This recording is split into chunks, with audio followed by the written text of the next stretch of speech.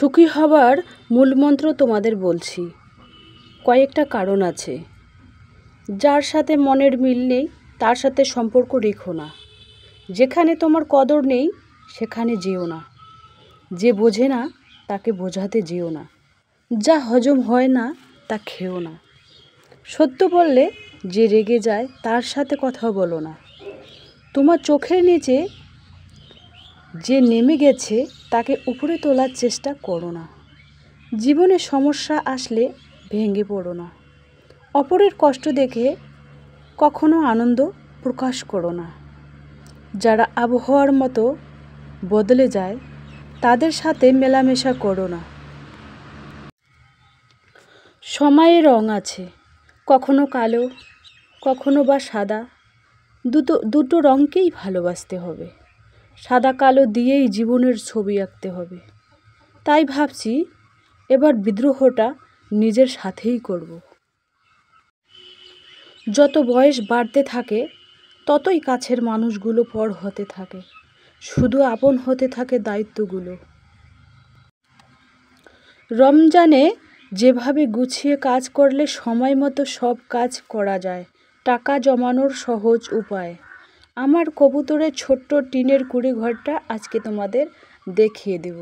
তো নতুন দিনে নতুন আরেকটি ব্লগ ভিডিও নিয়ে হাজির আমি আপনাদের মাঝে সাভানা, ভারতের ছোট্ট একটা গ্রাম শীতলকুচি জেলা থেকে বলছি। তো welcome back to my channel. আসসালামু আলাইকুম। তোমরা সবাই কেমন আছো? আমি আশা করি তোমরা সকলে ভালো আছো। আলহামদুলিল্লাহ আমিও ভালো আছি, আর আমার পরিবার পরিজনদের নিয়ে আলহামদুলিল্লাহ আমি ভালোই আছি। আর আমার প্রাণপ্রিয় কলিজা আপু ভাইয়েরা তোমরা সবাই কেমন আছো? আমি আশা করি তোমরা সকলেই ভালো আছো। টাকা এমন একটা জিনিস, যখন টাকা থাকে তখন কিন্তু আপনার পাশে সবাই থাকে। টাকা না থাকলেই নিজের পরিচিত মানুষগুলো অপরিচিত হয়ে যায়। ধৈর্য হচ্ছে একটা বড় গুণ। যদি ধৈর্য না থাকে তবে কিন্তু অনেক পরিস্থিতি আপনার জন্য অনেক কঠিন হতে পারে। এই পৃথিবীতে ভালো থাকার জন্য যেমন স্বামী স্ত্রীর মধ্যে আন্ডারস্ট্যান্ডিং থাকা দরকার, তার সাথে প্রচুর পরিমাণে ভালোবাসা থাকা দরকার। ঠিক তেমনি অবশ্যই টাকা থাকা দরকার। টাকা না থাকলে সবাই তোমাকে উপহাস করবে। আর যদি তোমার টাকা থাকে তাহলে কিন্তু অপরিচিত লোকে এসে তোমার একবার হলেও খোঁজ নেবে যে কেমন আছো দাদা বা দিদি, কেমন আছো। আর যদি তোমাদের টাকা না থাকে তাহলে পরিচিত লোক যদি পাশ দিয়ে যায় না হেঁটে, তবু তোমার দিকে ফিরেও তাকাবে না যে তুমি কে।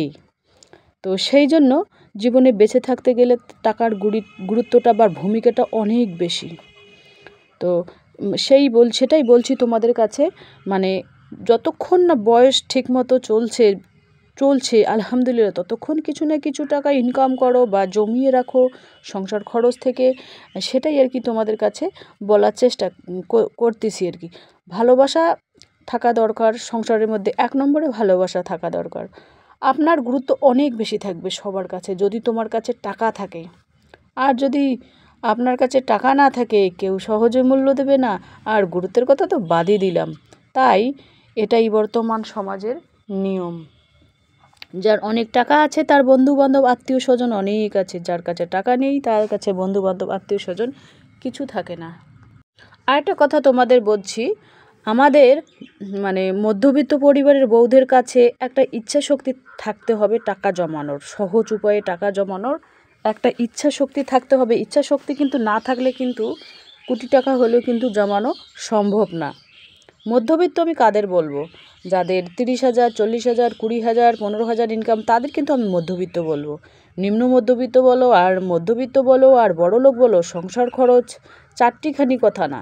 দেখুন, ছেলের স্কুলের খরচ আছে, অ্যামাউন্ট আছে, আবার গ্যাস বিল আছে, খাওয়া খরচ আছে। বাস্তবে প্র্যাকটিক্যালি সেটাই আমি তোমাদের কাছে তুলে ধরি। তো ইনকাম করো, সুন্দরভাবে জীবনযাপন করো, এটা অবাস্তবের কিছু না। আমার ভিডিওতে কোনো বিলাসিতা নেই। জাস্ট ইনকাম করো, সুন্দরভাবে সংসার করো, সুন্দরভাবে মানি সেভ করো বাচ্চার এডুকেশনের জন্য, বাচ্চার ভবিষ্যতের জন্য।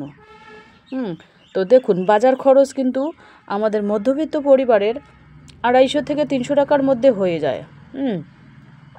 তো সেটা নিজেকেই মানে করতে হবে, ম্যানেজ করে নিতে হবে।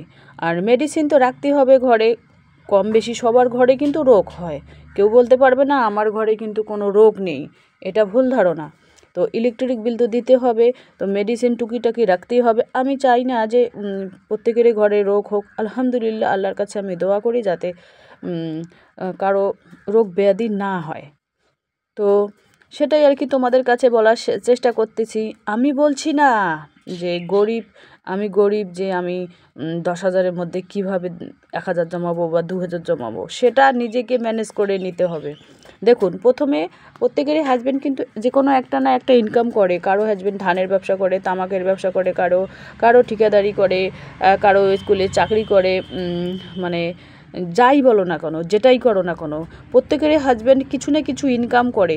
তো সেখান থেকে আমাদের কি করতে হবে, দেখুন আমরা কিন্তু ঘোরাফেরা করতে ভালোবাসি। আমরা মেয়েরা কিন্তু সবসময় শখের জিনিস কেনা পছন্দ করি। বাজারে গেলেই এই ওড়নাটা পছন্দ হলো, এই কসমেটিকের জিনিসটা পছন্দ হলো, এই ক্রিমটা পছন্দ হলো, এই চুড়িটা পছন্দ হলো, এরকম একটা শখ থেকেই যায়, আছে কিন্তু ঘরে, কিন্তু তবুও নিতে হবে। এটা আমাদের আর কি খরচ থেকে নিজেকে বিরত রাখতে হবে বা নিজেকে কন্ট্রোল করতে হবে।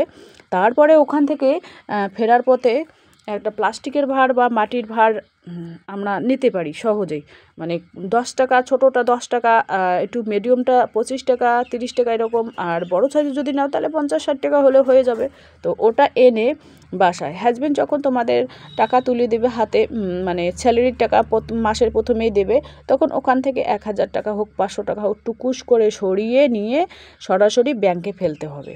তারপরে খরচের লিস্ট করতে হবে। আর যদি তোমরা করো যে মানে খরচ করার পর খরচ লিস্ট না করে যদি খরচ করো, দেখা গেল 10,000-এর জায়গায় 12,000 টাকা খরচ হয়ে গেল, দেখা গেল এরকম একটা পরিস্থিতি আসলো, তখন কিন্তু তোমরা মাসের শেষে মানে যদি 2,000 টাকাও বাড়তি হয়, তখন কিন্তু তোমরা জমাতে পারবে না সেই টাকাটা।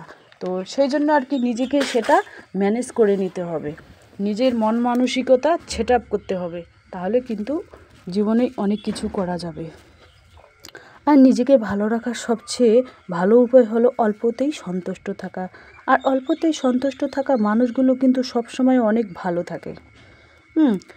আর মেয়েদের প্রতিটা বয়সে একটা আলাদা আলাদা সৌন্দর্য থাকে। একটা মেয়ে প্রায়োরিটি ছিল নিজেকে সুন্দর করে, একটা সময় আর কি একটা মেয়ের প্রায়োরিটি ছিল নিজেকে সুন্দর করে সাজিয়ে গুছিয়ে সুন্দর একটা ড্রেস, মানে ফ্যাশন, জাস্ট ফ্যাশন, দু সাইডে দুটো চুলের বেনি বা মানে একটা ফ্যাশন ছিল এক সময় যে কীভাবে সাজালে নিজেকে সুন্দর দেখাবে। তো এটাই হচ্ছে এখন চিন্তা হচ্ছে, আগে চিন্তা ছিল যখন মেয়ে ছিলাম, আর এখন চিন্তা হচ্ছে কীভাবে সংসারটাকে সাজাবো, মানে কোথায় কোন জিনিসটা রাখবো, কী জিনিস কিনলে ঘরে রাখলে ঘরটার সৌন্দর্য বাড়বে, মেহমান আসবে এসে বলবে যে না মেয়েটা খুব পরিপাটি, খুব পরিষ্কার, খুব সাজালো গোছানো। এটাই আর কি বর্তমান বয়সের সাথে সব কিছু কিন্তু চেঞ্জ হয়ে যায়। তো মানে বয়সের সাথে সাথে মানুষের রঙেরও চেঞ্জ হয়। ছোট্ট একটা জীবনে কত রং, কত রূপ, তাই না? আর রমজানে যেভাবে গুছিয়ে কাজ করলে সময় মতো সব কাজ করা যায়, টাকা জমানোর সহজ উপায়, আমার কবুতরের ছোট্ট টিনের কুঁড়ে ঘরটা তোমাদের আজকে দেখিয়ে দেবো। তো চলো ব্লগটা দেখতেই থাকো, আশা করি খুবই ভালোই লাগবে। আর এই যে দেখুন বাইরের পরিবেশটা তোমাদের এক ঝলক না দেখালেই নয়। আর এই যে দেখুন কবুতররা ওদের ছেড়ে দিয়েছি, ওরা ওই যে দেখুন ওই বিল্ডিংয়ের নিচে কিছুটা মানে 2 জোড়া আছে, 3 জোড়া ছিল, তো 1 জোড়া কালকে একটা মরে গেছে, আজকে একটা মরে গেছে দুর্ভাগ্যবশত। তো বর্তমানে আছে কবুতর আমার কাছে 2 জোড়া। তো যাই হোক, এই যে ওরা খাচ্ছে, ছেড়ে দিলাম। এখন থেকে মানে আমার একটা ভুল গেছে, আমি কিন্তু প্রথম অবস্থাতেই মানে 1 সপ্তাহ 10 দিন ওদের ট্রিটমেন্ট করা লাগতো। ট্রিটমেন্ট কি, একদিন কাঁচা হলুদের পানি, একদিন কালো জিরের পানি, একদিন কাঁচা হলুদের পানি, একদিন নিম পাতার পানি, আমি যেইগুলো খাই সেইগুলো ওদের খাওয়াতে লাগতো। কমসে কম 1 সপ্তাহ 10 দিন যদি খাওয়াতাম, ট্রিটমেন্টটা করি নাই সেই জন্যই আর কি এরকম পরিস্থিতি। কারণ বাজার থেকে কবুতর কিনে নিয়ে আসলে কোন কবুতরের কী রোগ কীভাবে ধরা যাবে, তাই না? তো সেই জন্য প্রথমে বাজার থেকে কবুতর কিনে নিয়ে এসে আগেই ওদের সার্ফ আর শ্যাম্পু দিয়ে গোসল করাতে হবে ফার্স্ট, তারপরে ওদের ট্রিটমেন্ট শুরু। তো চলো টাটা, আল্লাহ হাফেজ।